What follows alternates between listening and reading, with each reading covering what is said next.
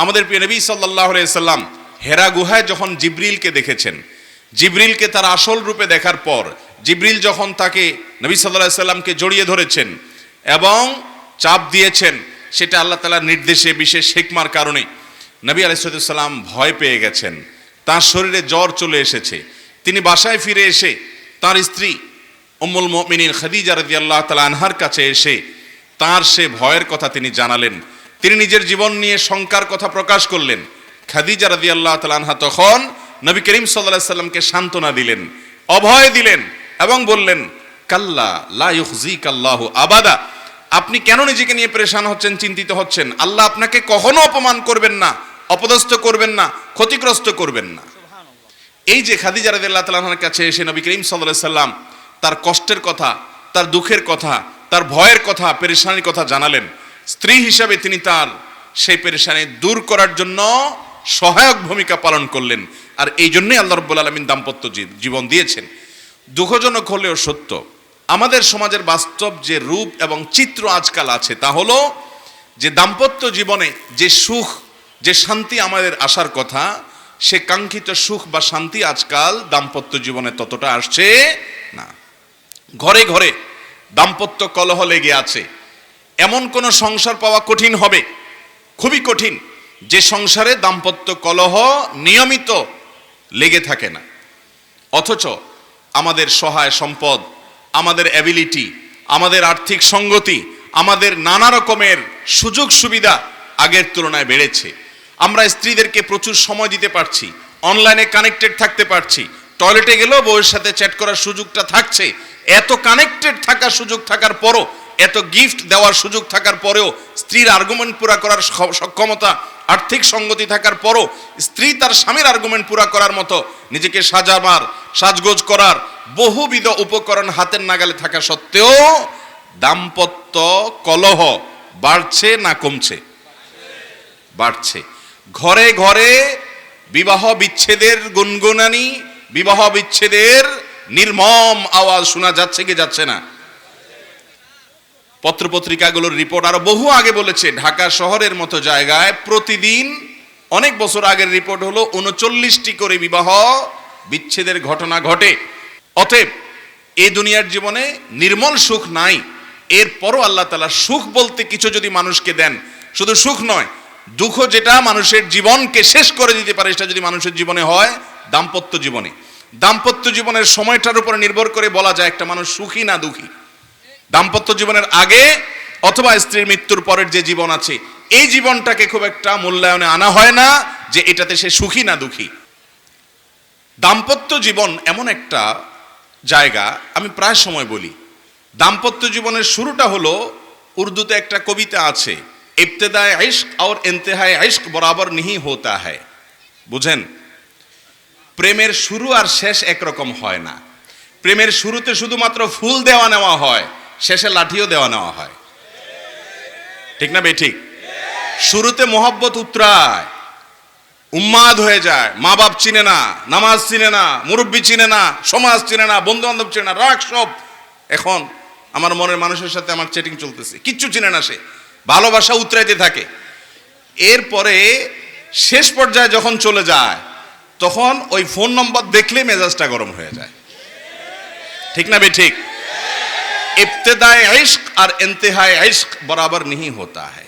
এটা বাস্তবতা যে প্রেমের শুরু আর শেষ একরকম থাকে। যারা বিচক্ষণ তারা একটু হিসেব করে পা বাড়ায়। ঠিক একই ভাবে বৈবাহিক জীবনে 3টা ধাপ আছে। কয়টা ধাপ আসে? 3টা ধাপ আসে।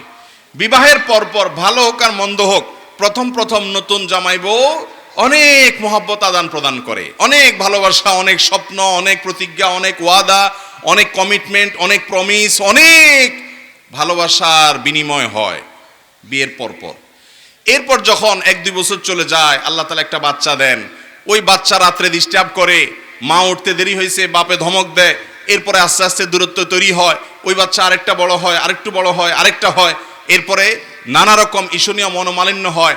মায়ের কথা শুনে ছেলে খেপে, অথবা বউ তার শাশুড়ির কথা শুনে খেপে। আস্তে আস্তে আস্তে আস্তে আস্তে টুনটান হতে হতে যখন সংসারটা একটু ভারী হয়, ছেলে মেয়ে হওয়া শুরু করে, 2-3 বছর হয়ে যায়, ও যে ঘোরটা কেটে যায়। সহজ কথা হলো বিবাহের পরে প্রথম যে ঘোরটা থাকে ওই ঘোরটা কি কেটে যায়। অনেকটা ইয়ের মতো, সফট ড্রিঙ্কসের মতো। সফট ড্রিঙ্কসের বোতল যখন আপনি মুখটা খোলেন, যেই পরিমাণ ঝাঁজ এবং তেজ থাকে, কিছুক্ষণ পরে আস্তে করে সেটা লেভেলে চলে আসে কি আসে না? বিবাহের পর প্রথম যে মহব্বত থাকে, যে বোঝাপড়া থাকে, যে আকর্ষণ থাকে, এটা আস্তে আস্তে কমে। যখন কমে এরপর আসল রূপটা দেখা যায়।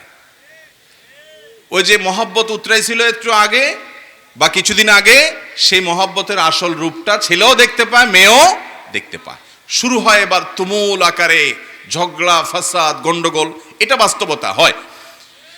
এরপর বৈবাহিক জীবনের একেবারে শেষের দিকে যখন চলে যায়, তখন আবার ওই প্রথম সময়টা কিন্তু ফিরে আসে।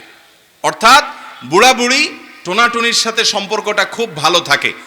আপনি আমাদের এই সমাজে জোয়ান জামাই বউ যেরকম মারামারি লেগে থাকে, গন্ডগোল লেগে থাকে, মুরব্বী চাচাদেরকে বুড়া বুড়ি এরকম গন্ডগোল লাগালাগি করে এবং চুলাচুলি করে, এরকম খুব বেশি দেখেন? একেবারেই নাই। ওই মাঝামাঝি পর্যায়ে যা হয় না হয়, শেষের দিকে আবার মহব্বত অনেক হয়। নদীর এ পাড়ে কিছুটা শান্ত, ওই পাড়ে কিছুটা শান্ত, মাঝখানে উত্তাল তরঙ্গ। ওই তরঙ্গ দেখে অনেকে ভুল করে এবং তরি ডুবিয়ে দেয়, আর ওই কুল পর্যন্ত যেতে পারে না। আর যে বিচক্ষণ সে জানে যে এরকম চড়াই উতরাই হবে দাম্পত্য জীবনে, বোঝাপড়ার গরমিল হবে, গন্ডগোল ফাসাদ হবে, এগুলোর সব ওভারকাম করতে হবে, একটা সময় আমার শান্তি আসবে। বিশেষ করে মা বোনদের একটা সমস্যা হলো যে পরের ঘর করতে গিয়ে নানা রকম ঝামেলা তৈরি হয়। তখন তারা কি করে, না এসব আর করবো না, আমি চলে যাই। এভাবে যে বেশিরভাগ মেয়ে পরবর্তীতে আফসোস করতে হয়। আর এই কারণে দাম্পত্য জীবনের সুখের দ্বিতীয় মন্ত্র হলো সবর এবং শুকর। এই দুইটা অভ্যাসকে নিজের জীবনে আনতে হবে। যাদের মধ্যে সবর নেই, যাদের মধ্যে কৃতজ্ঞতা নেই, এরা কখনো দাম্পত্য জীবনে সুখী হতে পারে। দাম্পত্য জীবনের সুখের অন্যতম মূল মন্ত্র হলো সবর করা। কারণ দুই ফ্যামিলির দুইজন মানুষ একত্রে সংসার করবে, এক ছাদের নিচে থাকবে, জীবন কাটাবে, সব কিছু ব্যাটে বলে কিয়ামত পর্যন্ত কোনো দিনই হবে। আপনি আমি কে? নবী করিম সাল্লাল্লাহু আলাইহি সাল্লামের সাথে, তার স্ত্রীদের সাথে, উম্মুল মুমিনিনদের সাথে ছোটখাটো বিষয় নিয়ে মান অভিমান হয়েছে না হয় নাই? বহুত হয়েছে। এবং সে মান অভিমানটা আমাদের মতো না, তাদের মতো করে হয়েছে। কারণ স্বামী স্ত্রী একসাথে দাম্পত্য জীবনে যখন সময় কাটাবে, তাদের মধ্যে বোঝাপড়ার গরমিল হবে। এই সময়টাতে দরকার হয় সবর করা। মনে রাখবেন, ইবাদতের অনেক বড় একটা পার্ট হলো সবর এবং ধৈর্য। আল্লাহ কোরআনে বলেছেন, ইন্নামা ইউওয়াফাস সাবিরুন আজরাহুম বিগাইরি হিসাব। যাদের পুরস্কার আল্লাহ তাআলা কোনো হিসাব করে দিবেন না, তারা হলো যারা সবরকারী, ধৈর্যকারী তারা। অতএব দাম্পত্য জীবনে ধৈর্য থাকতে হবে। স্বামী অনেক উল্টাপাল্টা করবে, সবর করতে হবে। মনে করতে হবে এর চাইতে অমানুষও পৃথিবীতে আছে। আবার স্ত্রী অনেক উল্টাপাল্টা করবে, সেক্ষেত্রেও সবর করতে হবে। মনে করতে হবে যে এর চাইতে অমানুষ অনেক আছে, এবং নিজেকে সান্ত্বনা দিতে হবে। অনেক ক্ষেত্রে কৌশলী হইতে হবে। বিশেষ করে দাম্পত্য জীবনে কৌশল ছাড়া আপনি সুখী হতে পারবেন না। আশরাফ আলী থানভী রহমতুল্লাহ আলাইহি একটা ঘটনা বলেছেন সম্ভবত একবার, যে ওনার কাছে এক ব্যক্তি এসে বলল, হুজুর আমার বাসায় যে মহিলা আছে, আমার স্ত্রী, এই ভদ্র মহিলা আমি বাহির থেকে গেলেই কোনো কারণ ছাড়া অযথাই আমার উপরে সে চড়াও হয় এবং খুব বাজে ব্যবহার করতে থাকে। আমি আপনার ওয়াজটা শুনে একটু সবর করার চেষ্টা করি, কিন্তু কত পারা যায়, পারি না। আপনি একটু আমাকে বুঝায় বলেন তো আমি কি করতে পারি। তখন উনি বললেন যে আপনাকে একটা বুদ্ধি শিখাই। বাসায় ঢোকার আগে দরজার সামনে গিয়ে কয়েক সেকেন্ডের জন্য আপনি একটু মাথাটা নত করবেন, করে কল্পনার জগতে ডুব দিবেন। ডুব দিয়ে নিজেকে নিজে বলবেন যে আমি এখন দরজা খোলার সাথে সাথে কথার কথা একটা কুকুর আমার বাসায় আছে, কুকুরটা আসবে, তো কুকুর মানুষ দেখলে ঘেউ ঘেউ করে, এটা করবে। এটা আপনি শুধু মাথায় মনে মনে চিন্তা করবেন। এরপরে খোলার পর মানুষকে কুকুর মনে করে ছোট করা না, মানে এটা জাস্ট একটা ট্রিটমেন্ট, যে আমি মানুষ না, মনে করলাম যে একটা মানুষের পাশে একটা কুকুর আছে, তো কুকুরটা আমাকে ঘেউ ঘেউ করবে, এটা তোমার মনে করবা। মনে করার পর এরপরে দরজা নক করবা। বউ খোলার পর যদি তোমার সাথে ঘেউ ঘেউ করে, তুমি সাথে সাথে ওই যে তোমার ধ্যান, ওই ধ্যান কল্পনার জগতে ডুব দিবা।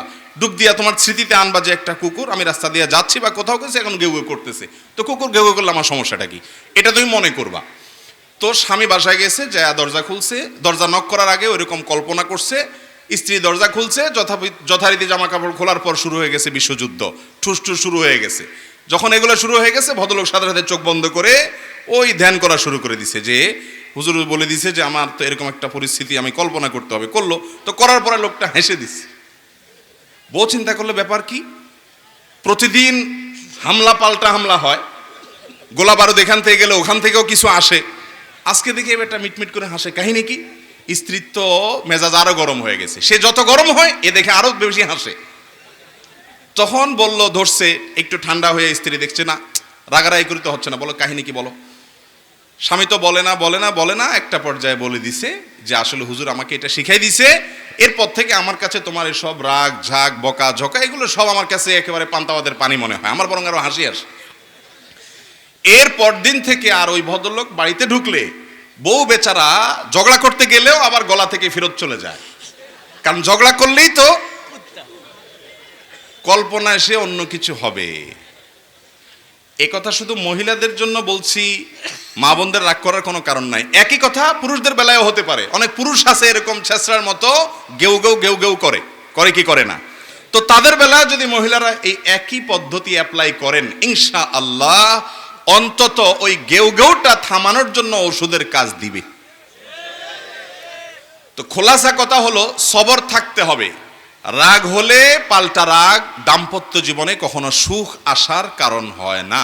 দাম্পত্য জীবনে স্বামী হোক আর স্ত্রী হোক, ধৈর্য ধারণ করতে না পারলে কখনো শান্তি পাওয়া যায়, ধৈর্য ধারণ করতে হয়। নবী করিম সাল্লাল্লাহু আলাইহি ওয়াসাল্লাম জীবনে অনেক ঘটনা ঘটেছে, এর আগে আমি একাধিকবার বিভিন্ন জায়গায় বলেছি। আয়েশা রাদিয়াল্লাহু তাআলা আনহা ঘরে ছিলেন, তিনি, তার নিয়ম ছিল যে স্ত্রীর ঘরে থাকতেন, রান্না বাড়া তিনি করতেন।